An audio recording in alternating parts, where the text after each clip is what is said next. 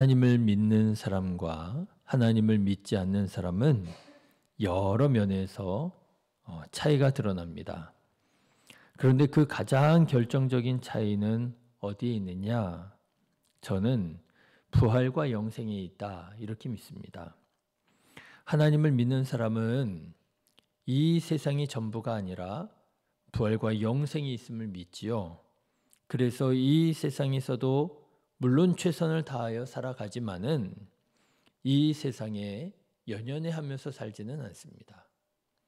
하나님께서 맡겨주신 사명이 있기에 사명 감당하기 위하여 때로는 눈물도 흘리고 때로는 땀을 흘리며 수고도 하지만 그렇다고 이 세상을 전부로 삼고 살아가지는 않아요. 오히려 우리들의 시선은 영원한 하나님의 나라를 바라보지요. 그렇지만 하나님을 믿지 않는 사람은 다릅니다. 부활과 영생을 믿지 않지요. 아니요. 그저 믿지 않는 정도가 아니라 부활과 영생을 아주 격렬하게 거부하고 반대합니다. 왜냐? 부활과 영생이 있다면 자기들은 큰일이 나기 때문에 그래요. 그렇죠? 부활과 영생이 만약에 행여라도 혹시라도 있으면 어떻게 돼요? 자기들은 심판을 당하게 될 것이지요. 형벌을 받게 될 것이지요. 그래서 부활과 영생에 대해서 말하면 아주 불쾌해라 합니다. 싫어합니다. 거부하지요. 이렇게 부활과 영생은 믿는 자와 믿지 않는 자가 구별되는 가장 확실한 지점이 됩니다. 여러분, 부활과 영생이 있음을 믿고 이 세상에서 최선을 다하여 사명을 감당하며 살아가면서도 이 세상을 연연해 하면서 살아가는 것이 아니라 영원한 하나님의 나라 바라보며 주님 맡겨주신 사명 기쁨으로 감당하는 저와 여러분 되시기를 주님의 이름으로 축원합니다. 예수님을 믿는 사람들은요, 하나님 나라에서 영원한 안식을 누리게 될 줄로 믿습니다. 자, 그런데 오늘 말씀을 보니까는요, 2000년 전 고린도 교회에 하나님을 믿는다 하면서도 부활과 영생을 믿지 않는 사람들이 있었더라라고 하는 것입니다. 12절 말씀을 한번 보십시오. 그리스도께서 죽은 자 가운데서 다시 살아나셨다 전파되었거늘 너희 중에서 어떤 사람들은 어찌하여 죽은 자 가운데서 부활이 없다 하느냐. 여러분, 이 편지는 안 믿는 사람에게 쓴 편지가 아닙니다. 여러분, 이 편지는요, 다른 종교를 믿는 사람에게 쓴 편지가 아닙니다. 이 편지는요, 고린도에 있는 교회의 성도들에게 쓴 편지예요. 하나님을 믿는다고 예수님을 주님이라고 고백하는 사람들에게 쓴 편지입니다. 그런데 사도 바울이 이렇게 말하는 거예요. 너희 가운데 어찌하여 죽은 자 가운데에서 부활이 없다 말하는 자가 있느냐라는 거예요. 부활과 영생을 믿지 않는 사람들이 있었더라고 하는 거예요. 여러분, 이상하죠? 도대체 이 사람들은 어떤 사람들이었을까요? 말하자면 그런 겁니다. 그리스도인인 것 같지만 사실은 진정한 의미에서 그리스도인이 아닌 사람들이 있었다는 거예요. 교회도 다닙니다. 기도도 합니다. 찬양도 합니다.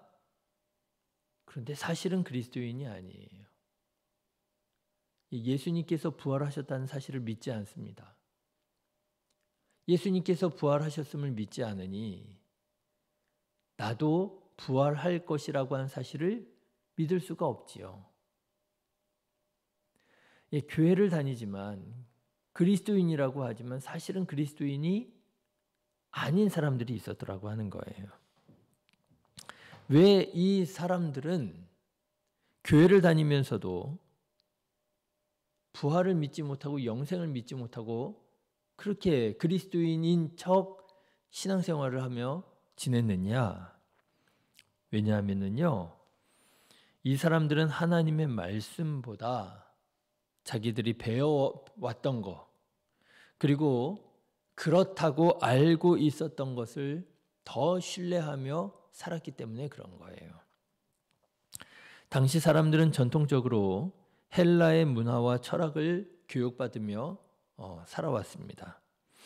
그런데 이 헬라 사상은 어떤 사상이냐면요, 악하고 부정한 몸과 선하고 순수한 영으로 이루어졌다고 가르치는 이분법적인, 이원론적인 그런 사상을 가지고 있었어요.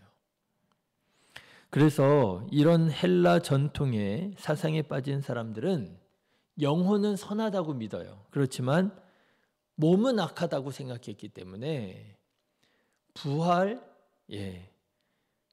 있을 수 있어도 몸의 부활을 믿지는 않았습니다. 영만 부활한다고 생각을 하는 거예요. 그런가 하면 또 당시에 아주 크게 유행했던 하나의 학파가 있었는데 에피쿠로스 학파라고 하는 학파가 있었습니다. 그런데 이 학파는 또 어떤 철학이었느냐 하면요, 영혼 자체를 믿지를 않았어요. 영혼 그런 게 어디 있느냐 하는 거예요. 그저 우리 몸만, 이런 물질만 있다라고 하는 거죠. 그러니 영이 없다고 믿는 이 에피쿠로스 학파 사람들에게 부활이라고 하는 것은요, 아예 있을 수도 없는 게 되는 거죠. 그런데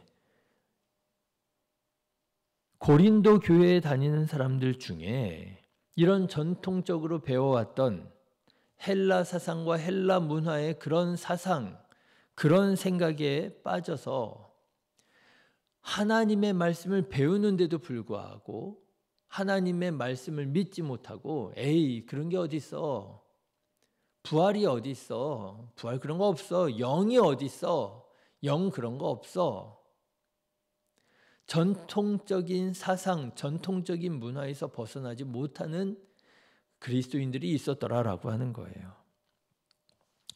여러분, 이런 사상들은 모두 비성경적인 것들입니다. 성경은 뭐라고 가르치느냐?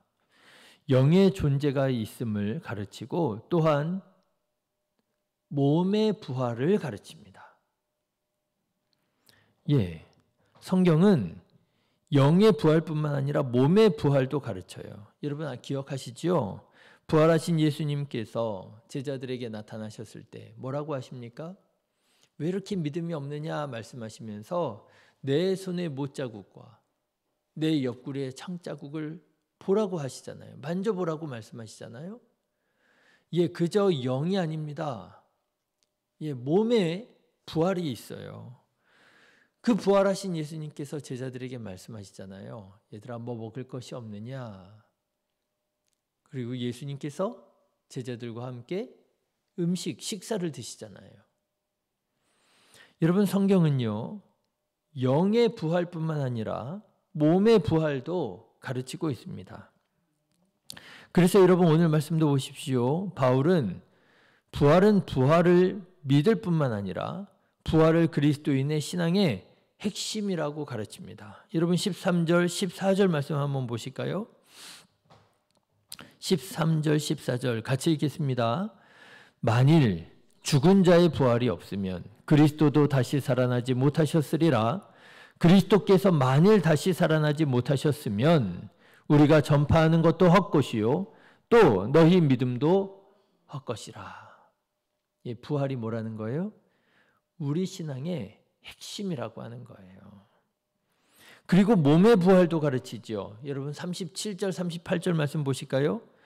또 내가 뿌리는 것은 장래의 형체를 뿌리는 것이 아니요 다만 밀이나 다른 것의 알맹이 뿐이로되 하나님이 그 뜻대로 그에게 형체를 주시되 각 종자에게 그 형체를 주시느니라. 42절입니다. 죽은 자의 부활도 그와 같으니 썩을 것으로 심고 썩지 아니할 것으로 다시 살아나느니라. 그렇습니다, 여러분. 우리는 다만 물질적인 존재가 아닙니다. 영적 존재입니다. 여러분, 부활이 있음을 더욱 분명히 확신을 가지고 믿으시기를 주님의 이름으로 축원합니다.